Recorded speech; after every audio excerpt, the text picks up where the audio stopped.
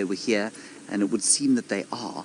They're in this little water depression here, but I think they're playing on their own. I'm not sure if their mother's there. In fact, I'm pretty sure she isn't. So we're just going to be very, very careful about it.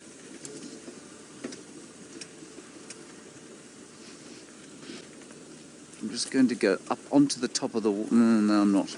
I'm going to go down.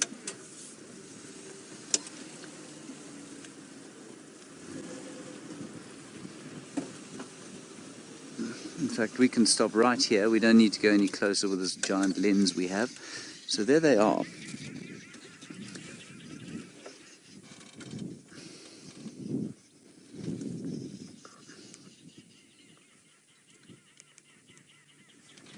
There we are. Now, I don't know if you noticed this, everyone, but these chaps do not seem to be in a particularly good way.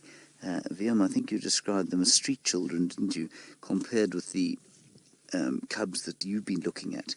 This is odd. We don't really know why, but to say perhaps their mother is not able to catch as much food as the Nkuhuma lionesses are managing to catch, and therefore their milk is possibly a little poorer.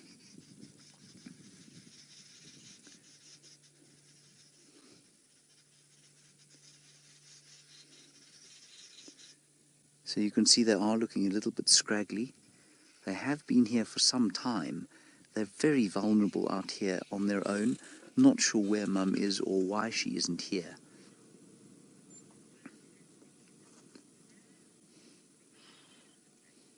Right, Brent has to leave the sighting where he is, everyone, so let's quickly pop across back to him and get an idea of what his plans are going to be. We'll stay here for a little bit. I don't think we'll be here the whole afternoon, though. That's them there. You can see them there in the middle of the screen. Well, let's hope those ones are a bit better. Maybe there's an adult there. But it's quite interesting that these ones are here in the open on their own. I find it very strange. Anyway. And Alice, you say, why would the Styx mother leave them out in the open? I'm not sure that she did. She may have left them on their termite mound. They may have got bored or thirsty or, I don't know, and come out here. But she could have left them here. They've been around here. I think Jamie had them here about 2 days ago, 3 days ago. So I'm not really sure. But they're sleeping very soundly, the two of them.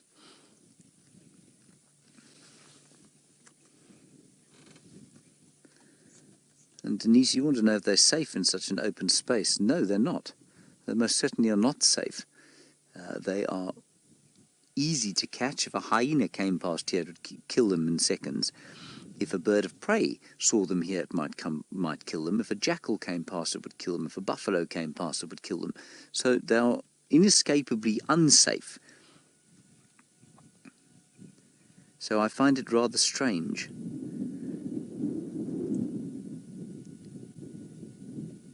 I mean, it's seriously tempting to pick them up and go and put them with the others. Let's go and have a look at the others, everyone. I mean, these guys are not disturbed by us. I'm slightly disturbed by them, though, because they just don't look very good, do they?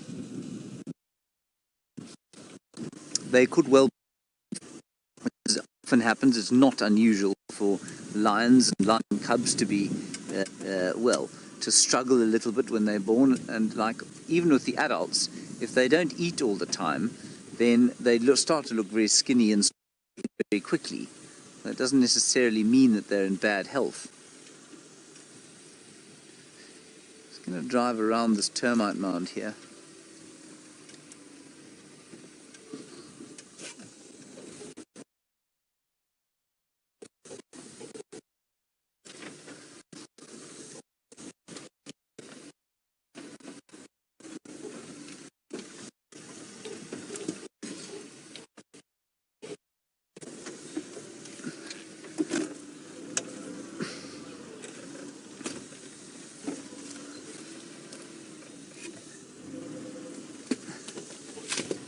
Hello, Riker. You say the lions abandon cubs sometimes.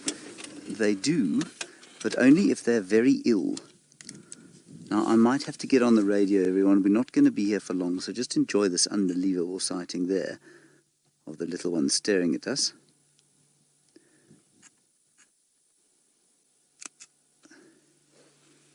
Now those ones are a little bit older. Some of those are older. I'm just going to quickly get on the radio.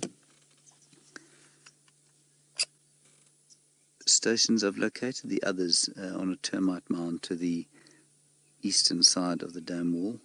Still no mother here, so I won't be here for long. Does anyone else want to move in here?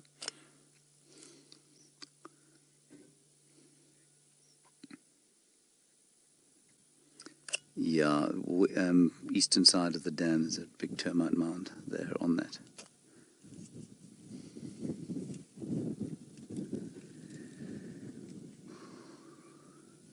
Isn't that sweet? Look at them there. These ones look a bit better, don't you think, Liam? I think these eggs look a little bit better. They're not, certainly not quite as spectacular, the Nkuhumas. Janet, you say they look like they've got some infection, some kind of mange, or perhaps a fungus on their ears. Janet, I don't think it's that. You know what I think it is? I see what you mean, but I actually think it's... I'm just looking at the one at the back there. They might. I also think there's quite a lot of mud and that black dust from the bottom of the dam that's covering bits and pieces of them. But those ears look all right to me.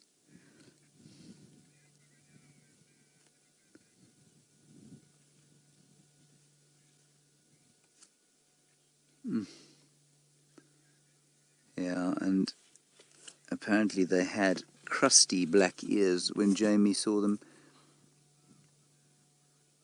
Yeah, I see exactly what you mean. They definitely are not exactly furry on the back there.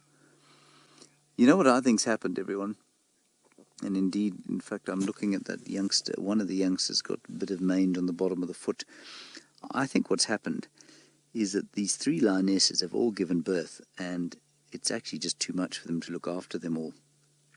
They might succeed in doing it, but I think that's why there's such a kind of why they don't look great, why there's probably a little bit of disease brought on by the fact that they don't have enough to eat. And I think that's probably what's happened. Styx lionesses, only 3 of them, 8 cubs. There are 8 cubs in the Nkuhuma pride now, but there are 5 lionesses. Now that's not to say that these ones are not going to survive, but I think it's going to be difficult, especially seeing the ones out in the open there. That's a little worrying, I must say. I'm going to move slightly forward, see if we can get a little bit of a better view.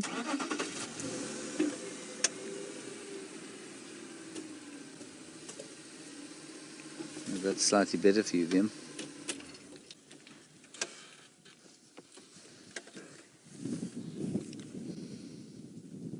You can see much older than the ones you've been looking at. Well, much older. Now, Andrew is driving around here, and he says that he can hear lions contact calling to the south of where we are now. Oh, that's quite nice. In other words, it could be the mothers coming back.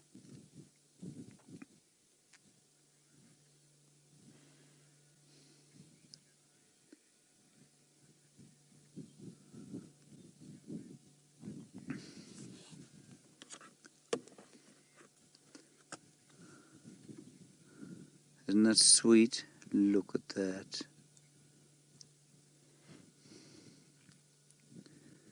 I'm just listening to the radio. It sounds like the adults might be coming this way, which is quite nice.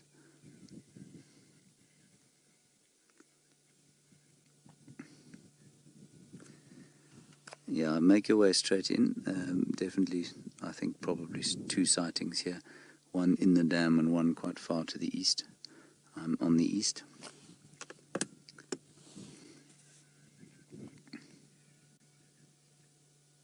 You're just lying in an old elephant footprint there.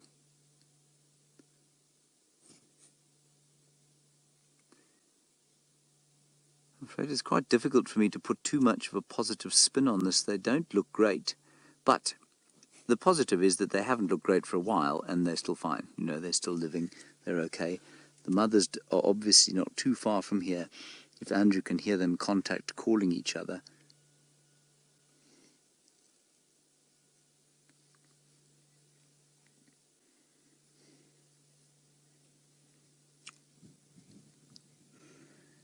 Interesting, Linda, you say that these lions be suffering from fly bites on their ears, similar to what happens to dogs. Linda, look, I suppose it's possible. I just think because we're in winter, the number of flies that are around is relatively few. And so, no, I don't think that this is fly bites. And if you look, and that one that is on the left there of your screen, just if we go a little bit left, I don't know if you can see there. Yeah, look at that ear there. That's definitely some kind of infection. You can see it's ridged and bobbled and just not particularly healthy. I don't know how many of you have watched Game of Thrones, but it looks like that grey scale that the characters get in that show.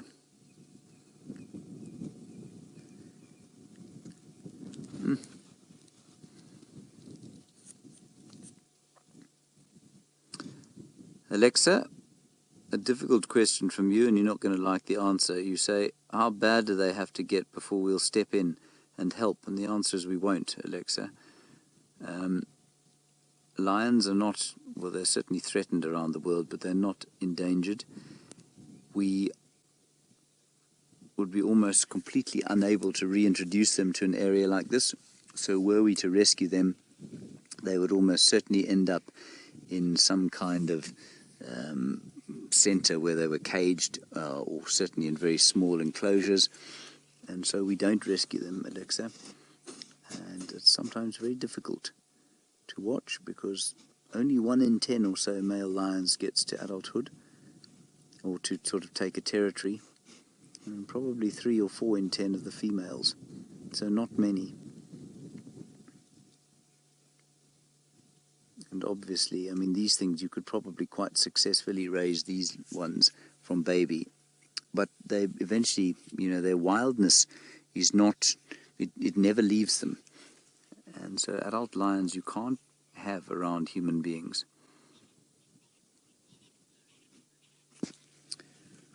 Go ahead, Andrew.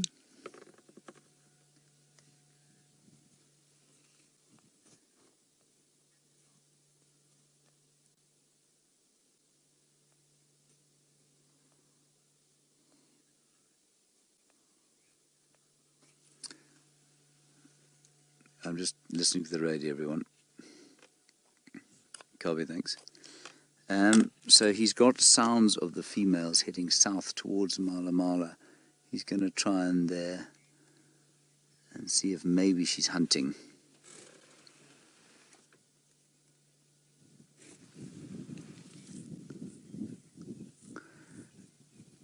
I'm afraid I've missed the name there, but a good question about why these ones there, why are the other 5 seemingly on the termite mound? How is it that they've ended up there on the ground? Were they chased there? I don't think they were chased there. I think it was probably uncomfortable on the mound. It's certainly, I mean, you can see there's hardly a lot of space there. And so I wonder if those ones just didn't wander down there.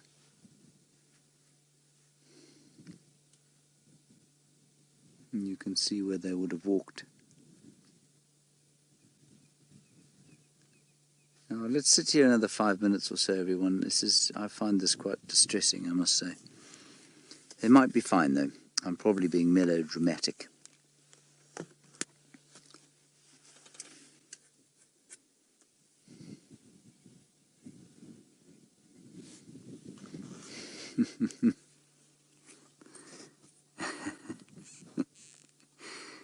A comment from Eggsy, who says these are his favourite lines. Eggsy, by the way, who is he's one of our cameramen / editors, and he's obviously watching the final control, and he says these are his favourite lines, and they're going to grow up to be real tough.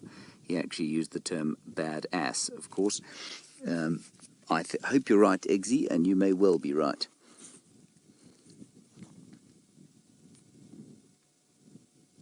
It all looks rather sad at the moment.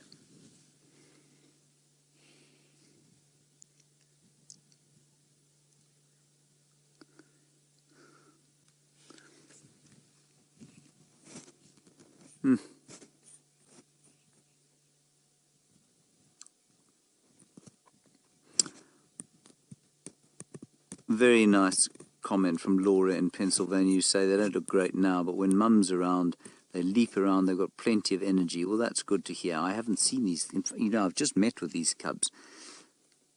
And so I'm glad to hear that when their mother is around that they behave in a slightly more cheerful fashion. But there's definitely some kind of infection running through this entire group. Funny little thing lying on his back. Obviously itchy, scraggly thing. Shame. Makes you want to pick him up and give him a scratch, doesn't it, Liam? Or a bath. Good meal.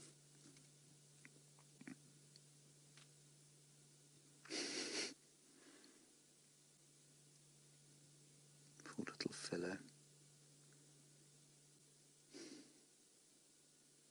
He's found himself a nice little elephant footprint to lie in there so that he can comfortably lie on his back.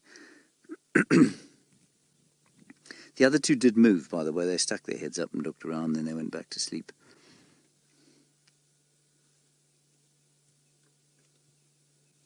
Yeah, let's give it another 2 or 3 minutes and then we're going to pull out, I'm afraid. See what else we can see. I just find this quite difficult to watch.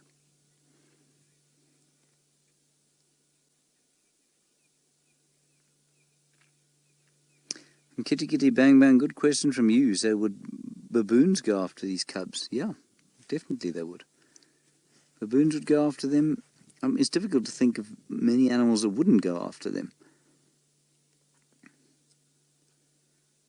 Elephants would go after them. Elephants wouldn't tolerate having little lion cubs there. If there was water anywhere near here or sufficient grazing, well, you'd find the elephants would probably smack them as well. So those three are in a seriously stupid position. These guys, obviously, I mean, Andrew drove past these chaps and didn't see them. That's not a aspersion on Andrew, but, you know, he didn't have the benefit of being able to sit and look around. So these guys are relatively safe up here on the termite mound. But those three are in... I mean, it's difficult to think of a place where they would be in more danger.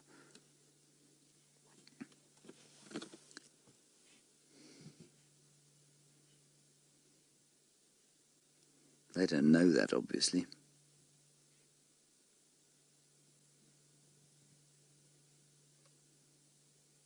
But, as always, they may well be absolutely fine.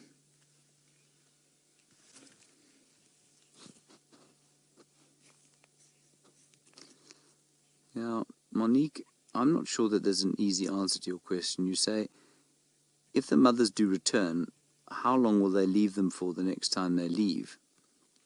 Or does it depend on what they catch? I'm beginning to wonder whether it isn't a rather individual thing, where some mothers are more attentive than others, and some will therefore leave more sort of viable offspring than others. And I think sometimes the pride is a little neglectful. But yes, it certainly will have to do with whether they kill or not. The mother can come back, though. I mean, she will lactate. She'll have to be seriously nutritionally compromised for her not to be lactating. I guess it could get to the point where she has to eat or she will not produce any milk at all, but I'm not sure that she would consciously come to that awareness. So I suspect that, you know, I guess the longest she might be away is about 48 hours, maybe. I don't know how long these chaps have been sitting here on their own.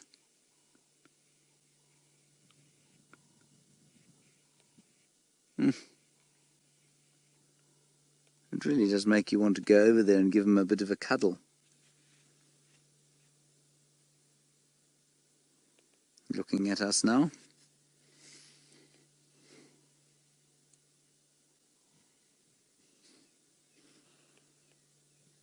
Yeah, these chaps are just fast asleep now. The sun has hit them on the termite mound. They're fast asleep.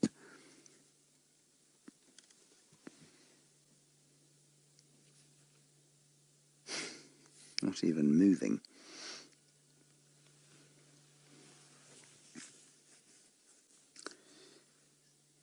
Vernie, a nice one about cubs and training and how much sort of training they get before they go independent. Well, it kind of happens during the course of normal life.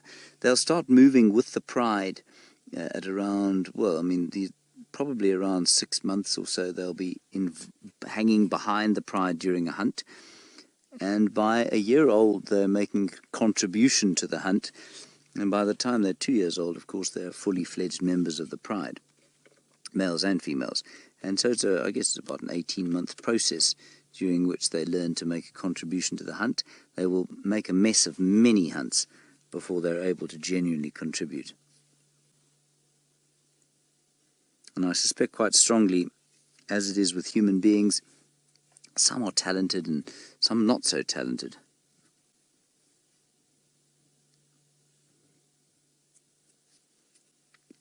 All right, we're going to leave these lines, everybody. Let's go across to Brent, get an update from him, and I'll see you probably on the clearing. They've sat up, everyone. We decided just to hang around here a little bit longer because we are going to do a Facebook Live section. I'm not sure if we are going to do it here or if Brent's going to do it, but it just does help to have 2 sightings on the go.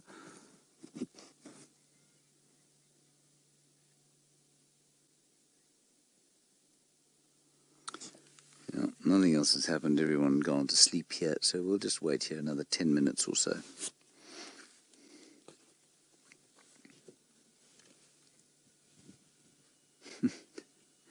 I'm one of these guys saying he doesn't want to come and look at these lions.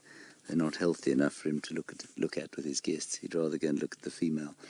So the female is around. She's on the boundary between us and Mala Mala. But apparently not a very good view. So we'll sit here for a little bit longer, and then we'll move out and go and see what's going on at the plains. I'm hoping desperately, of course, to see the ostriches there, so that I might try the ostrich attraction technique that Hayden Turner taught me, where you lie on your back in front of the ostriches and you pedal your legs like this, and the emus in Australia will come towards you, and I'd quite like to see whether the South African ostriches will do the same thing. I'm not sure. We'll see.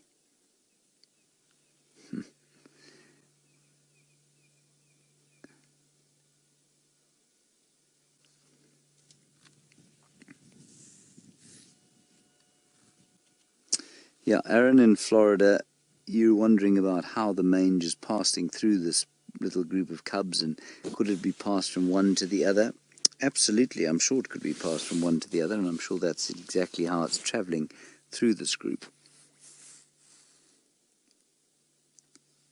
I'm pretty sure it's through that contact. You can see them lying on top of each other there. You saw the ones on the termite mound also lying on top of each other. So I have no doubt in my mind that that's exactly how it transfers through the group. But the group, of course, if they are vaguely nutritionally compromised, they are going to struggle to fight off any disease. It's the same as when you aren't healthy. Often it's because you've got some kind of, I don't know, a nutrient missing, maybe not enough vitamin C, or could be any other kind of nutrition that's missing. You're going to struggle to fight off a common cold, and I think that's exactly the same with these animals. We saw that one Birmingham boy who had a dreadful case of mange all over his belly, and he was scratching and licking, and it was really very disgusting at one stage. It's totally cleared up. I think he's got maybe a little bit of scarring on his belly, but other than that, he's absolutely fine.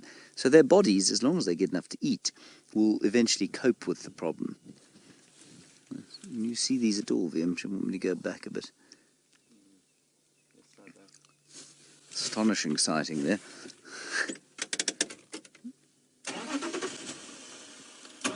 Move back a little bit.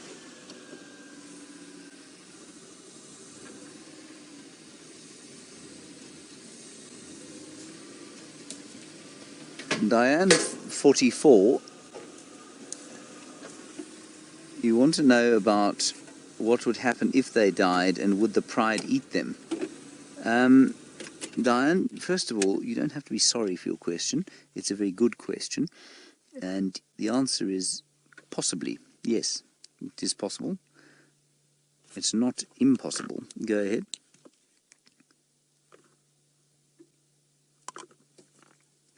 Andrew, welcome to Leave It Open Lock. I'll make my way down there slowly a bit later.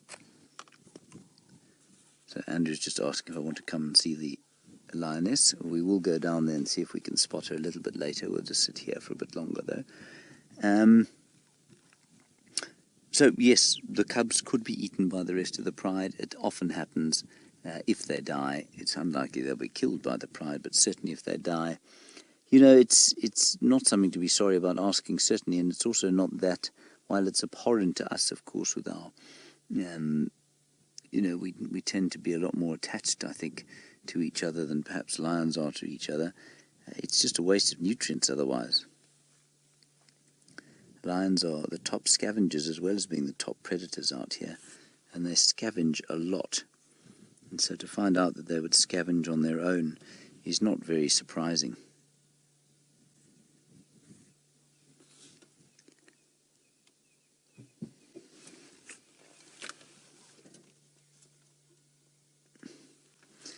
Chris Rogue,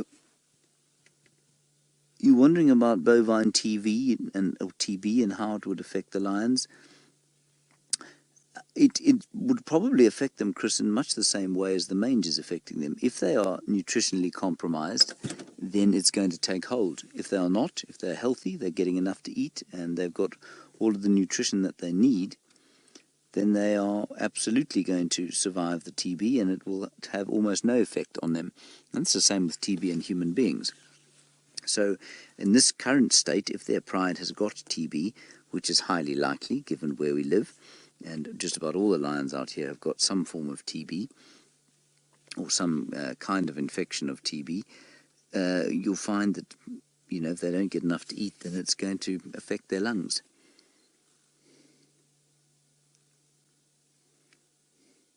There we go, getting a little bit playful now, that's nice to see.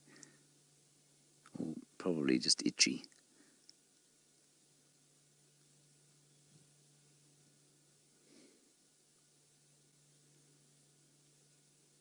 It's difficult to see how they are going to come up here, or why they would be down there. I mean, it's a very good question as to how they fetched up there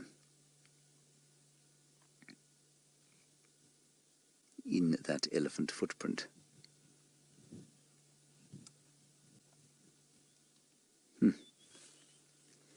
Well, finally, a bird is calling. I haven't heard a bird mention the way of bird call for the last few days. There's a white-browed scrub robin calling.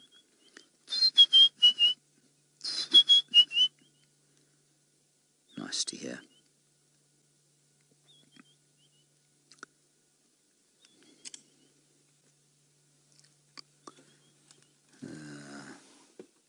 And these chaps doing nothing. Now, I think what we'll do, everybody, if you don't mind, and I'm going to ask Rebecca if she doesn't mind, the lioness is apparently not too far from here, so it'd be quite nice to go down and have a look at them, because I think we'll go and look for the lionesses, leave these chaps in peace, and see what happens later on. Okay. Positive, pro and con to the sighting, I suppose. Their fate will be revealed as time progresses.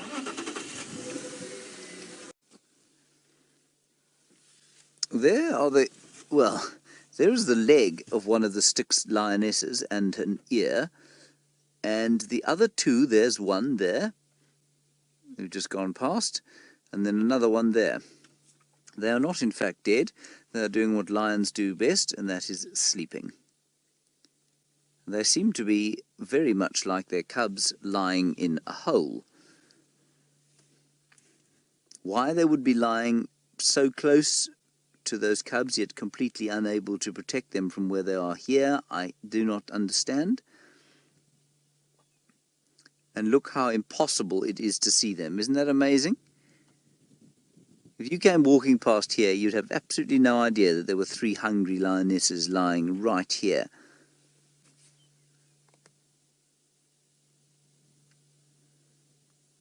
They don't seem to be particularly full, and you'd know immediately. I don't know if you were there with us yesterday watching the lioness that Brent is about to go back to. She was panting, and that's because she was so full of kudu. These chaps you can see breathing very, very slowly indeed, indicating that they have not eaten much. Be good to see them stand up and see if they're looking skinny.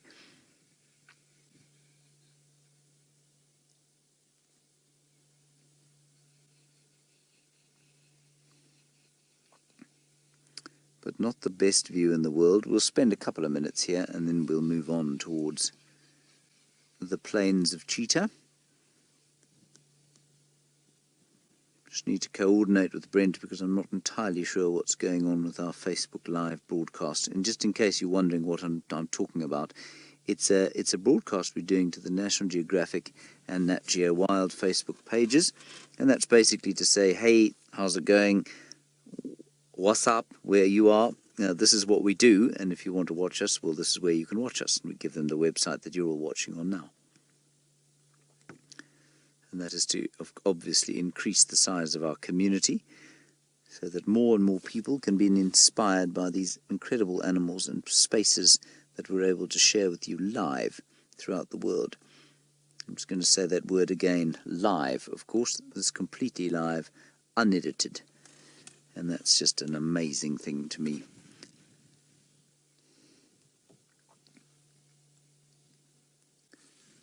So not a great deal of huge excitement going on here. They haven't even bothered to blink, flick an ear, or even look up as we drove past. One of them was lying on her back as we came past. That's the only reason we spotted her, because her stomach was sticking out into the air, covered in white fluff. As you can see, as soon as they turn over, well, they become completely invisible. I think they've just come out of Mala Mala, which is the area to the south of where we're sitting now.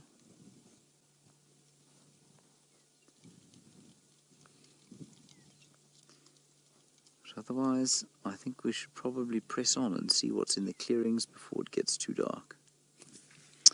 Okay, VMP, you happy with that?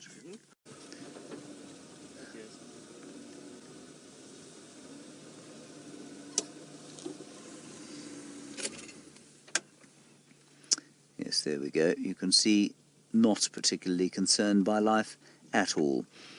Also, doesn't seem to be carrying any mange, which is interesting.